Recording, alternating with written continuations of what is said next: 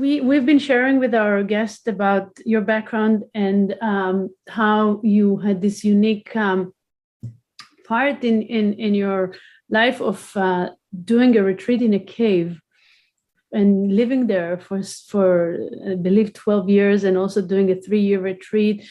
How important that was for your own path?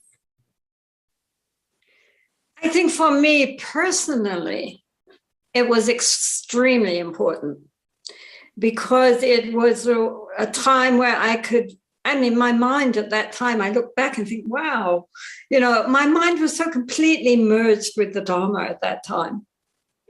And I was so completely absorbed in the practice. And there were because I was in isolation and in such a beautiful place. I mean, Himalayas are deeply inspiring, and it's a Buddhist region, so I didn't have to worry about being by myself. I don't know. It was one time in my life when I really, my mind and the Dharma really did merge. And it was extremely nourishing for the rest of my life, really. I'm so deeply grateful that I had the opportunity to do that, because now also Lahul itself has changed a lot. When I was there was no electricity in Lahul, and now everybody, of course, has televisions and computers, and most people now don't even spend the winter anymore in Lahul. They will go to Kulu, and everybody's thinking about money, growing cash crops instead of growing their own food. And in 1 or 2 generations, it's so completely changed. I mean, Lahulis are still great people. I love them. But the monasteries are going empty. And that uniqueness of their culture is very, very quickly disappearing. And so I was very lucky to be there when I was there, when it was still very pristine and very pure. And it's a very special place. It's a very ancient civilization there. They had Buddhism before Tibet. And it's a very, it's said to be the land of the Dakinis, these female deities who help practitioners.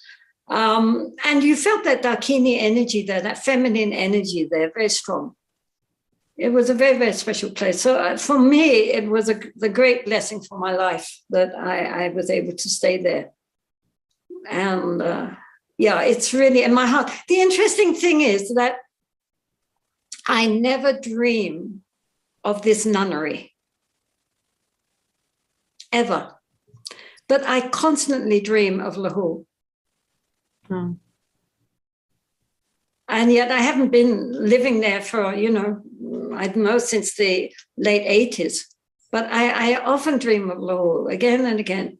But I never dream of the nunnery where I've lived for 20 years. Wow. So it's very deep in my heart.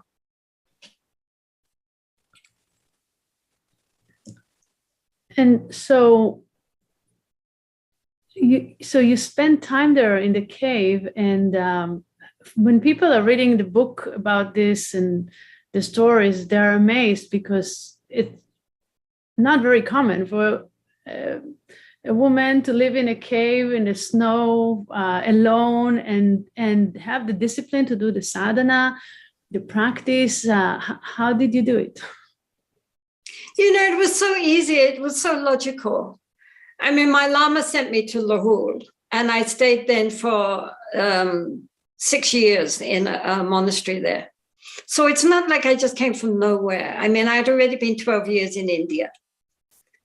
And then I was living in a monastery. Then I, moved up into the cave. But it was just like a progression. I mean, it just seemed like the most natural thing to do. It didn't seem like anything. I mean, I remember when Vicki Mackenzie said she wanted to write a book about it. I thought, Nobody will read this book. What could be more boring than somebody living up in a cave? But she's a journalist, so she made it readable. But I don't know, it just seemed like the most obvious thing to do. I wanted somewhere that was quiet and undistracted to do my practice. Of course, every year I would go and see my Lama, usually, if he was there. But it was like, to my mind, the most perfect place to be. I couldn't think of anywhere else in the world I would rather be than where I was. So that was really, very nourishing to be doing and being exactly where you feel you should be doing what you're doing in the place you're doing it in. So, yeah, I mean, it was very nice. It didn't seem in any way, people think, oh, wow, that's so difficult and it's so courageous and, no, but it wasn't like that at all. I mean, I didn't feel in the least bit courageous. I just felt incredibly privileged to be able to live there, and carry on to doing what I wanted to do.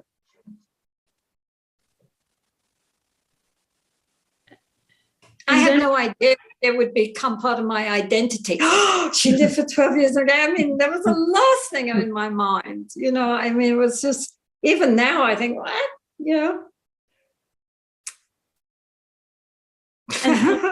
And then your path led you to something else, to something different, to found this nunnery and go on a mission to serve Buddhist women and nuns.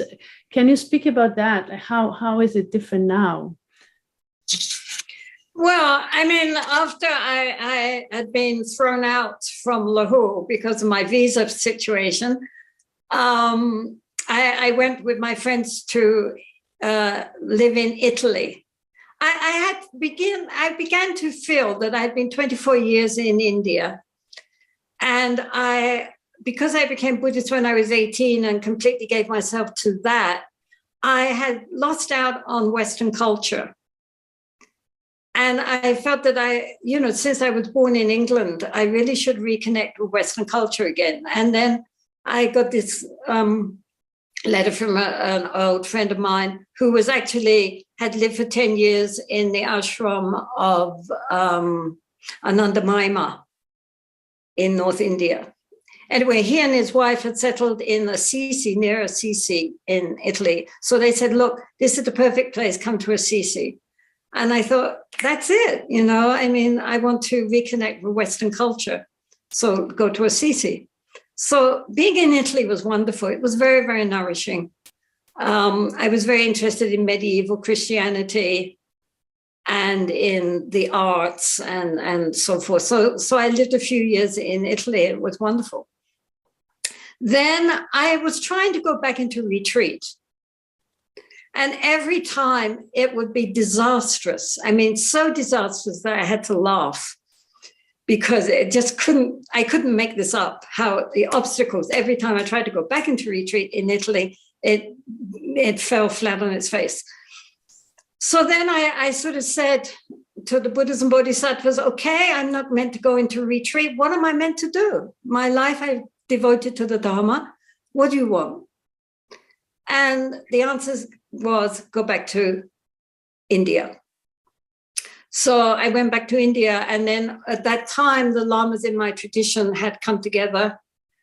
And so they said to me, look, we have nothing for the women, so you should start a nunnery. And I remembered that my Lama, before he died, he also said, I want you to start a nunnery. I had no idea how to start nunneries. I had never lived in a nunnery. How do you even begin? I mean, I wasn't a Tibetan. I wasn't a Lama. I had absolutely no money. I had no idea how nunneries are run. Nothing. But I thought, yes, I have to do this. This is what I'm meant to be doing. Then I looked at a Thangka painting of Tara, and I said to her, okay, lady, if you want this nunnery, you have to do it.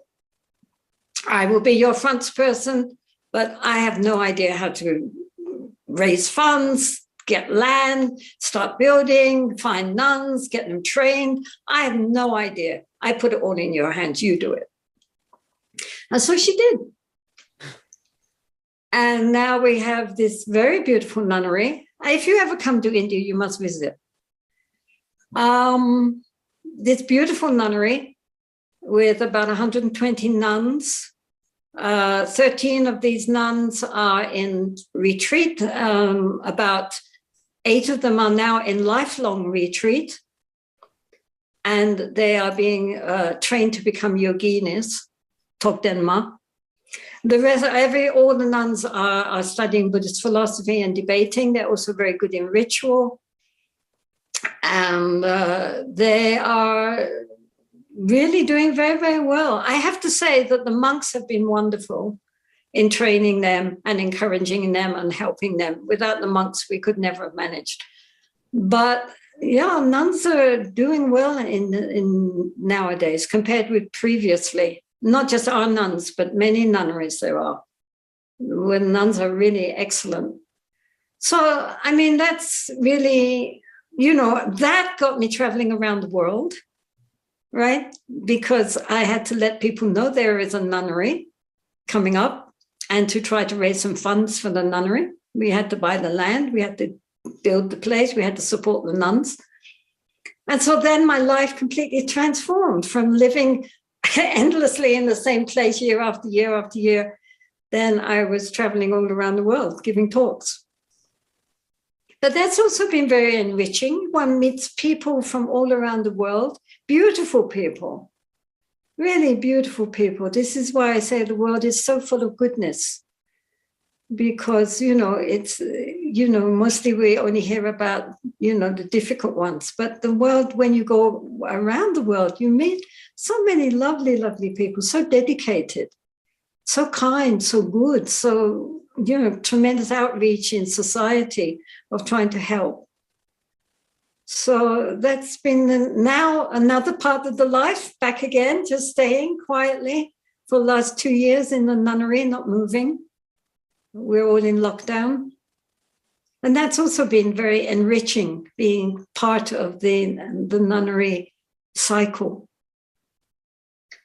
So here we are,